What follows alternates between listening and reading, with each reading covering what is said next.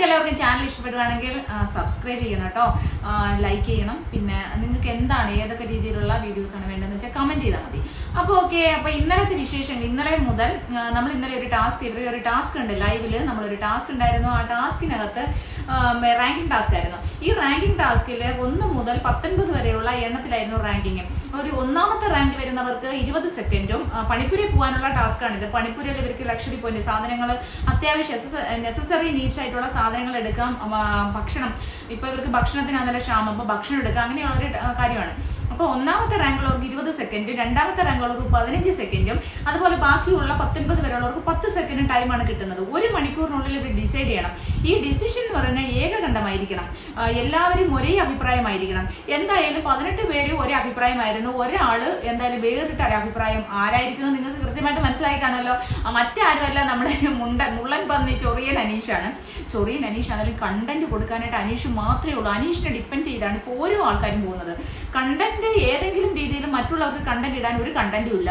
അനീഷ് കൊടുക്കുന്ന കണ്ടന്റിനെ പിടിച്ചിട്ടാണ് അവർക്ക് കളിക്കാൻ പറ്റുന്നത്.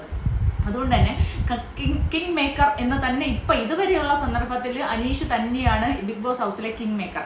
അപ്പൊ അതെന്തായിക്കട്ടെ, എന്തായാലും അനീഷ് എതിർത്തു. യഥാർത്ഥത്തിൽ പറഞ്ഞാൽ ഇവര് ആർഗ്യൂ ചെയ്ത് ഒരാള് ആവണം എന്നുള്ളതാണ്. പക്ഷെ അനീഷ് കട്ടൻ ത്രോ എടുത്ത് എനിക്ക് 1ാം സ്ഥാനം വേണമെന്ന് പറഞ്ഞു ഒരു സ്ഥലത്ത് ഒരു സ്റ്റൂള് പോലുള്ള സാധനം കൊണ്ടിട്ട് അവിടെ ഇരുന്നു. അങ്ങനെ ലാസ്റ്റ് എല്ലാവരും എതിർത്തു. ലാസ്റ്റ് അവര് ആര്യനെയും പിന്നെ ശരത്തിനെയും ഒക്കെ 1ാം സ്ഥാനം ആക്കാനായിട്ട് ശ്രമിച്ചു, നിവിനെയൊക്കെ.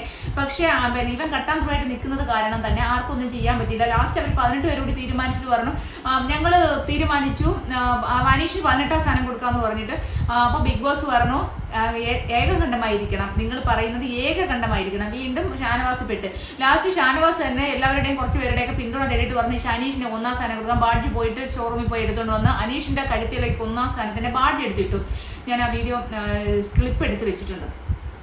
അപ്പോ പിന്നെ 1ാം സ്ഥാനത്തിന്റെ ബാഡ്ജ് എടുത്തിട്ട് കുറച്ചങ്ങോട്ട് കഴിഞ്ഞപ്പോഴത്തേക്ക് ശരത്തും അതുപോലെ തന്നെ നമ്മുടെ ഒനിയലും എല്ലാം അങ്ങ് തിരിഞ്ഞിട്ട് ശരത്ത് ഓടി വന്ന് അനീഷിന്റെ കഴുത്തിൽ നിന്ന് അത് വലിച്ചു പൊട്ടിച്ചങ്ങെടുത്തു. അങ്ങനെ വീണ്ടും അത് പ്രശ്നമായി, അങ്ങോട്ടും ഇങ്ങോട്ടും സംസാരം കാര്യങ്ങൾ. എന്തായാലും ആ ടാസ്ക് അവസാനം 1 മണിക്കൂർ കഴിഞ്ഞ് ടാസ്ക് കുളവായി, ടാസ്ക് ഫെയിലർ ആയി എന്ന് ബിഗ് ബോസ് അനൗൺസ് ചെയ്തു. അപ്പൊ അങ്ങനെ ആ ഒരു പോയിന്റും കിട്ടിയില്ല, ആർക്കും ഒരു സാധനവും കിട്ടിയില്ല, ഭക്ഷണം കിട്ടിയില്ല. ചില ആൾക്കാർക്കെല്ലാം സന്തോഷമായി, ചില ആൾക്കാരെല്ലാം അതിനെ എഗൻസ്റ്റ് ചെയ്തു. പക്ഷെ അപ്പോഴവരെ എഗൻസ്റ്റ് ചെയ്യണമായിരുന്നു. ശാരിക, അനുമോള്, ഇവരൊക്കെ എന്തിനാണ് ഒരാൾ പോയെങ്കിൽ എന്താണ്. അപ്പൊ ഇവര് വിചാരിക്കുന്നതെന്ന് പറഞ്ഞാൽ അനീഷ് പോയി കഴിഞ്ഞാൽ അനീഷ് ഒന്നും എടുക്കത്തില്ലെന്ന്. പക്ഷെ അനീഷ് എല്ലാം എടുക്കാന്ന് അനീഷ് പറയുന്നുണ്ടായിരുന്നു. ഇവരത് അംഗീകരിച്ചാൽ മതിയായിരുന്നു. അനീഷ് 1ാം സ്ഥാനത്ത് പോയാൽ എന്താണ്. ഇപ്പൊ ഇവരുടെ പ്രശ്നം എന്ന് പറഞ്ഞാൽ 1ാം സ്ഥാനത്ത് പോയി കഴിഞ്ഞാൽ ഈ വീക്കിന്റെ എവിക്ഷൻ അത് വരത്തില്ല. അപ്പം ജനങ്ങളുടെ ഇടയിലേക്ക് നോമിനേഷൻ, കാരണം കഴിഞ്ഞ ആഴ്ച അനീഷ് പോകേണ്ടതായിരുന്നു എന്നാണ് ഇവരുടെ അഭിപ്രായം. കാരണം ഇവര് വിചാരിക്കുന്നത് പ്രേക്ഷകർക്ക് ഇവര് പിന്നെ അനീഷിനെ ഇഷ്ടമല്ല. അപ്പൊ പ്രേക്ഷകർ മുന്നിൽ